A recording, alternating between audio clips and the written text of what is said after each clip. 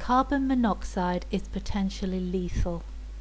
It's colourless and odourless, and so you may not be aware that it's even present until it's too late.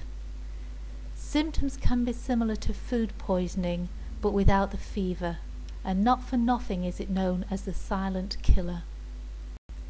Everybody is potentially at risk from carbon monoxide poisoning, but there are some groups where people are more susceptible. Oh, it's nice and warm in here. It's better than the snow.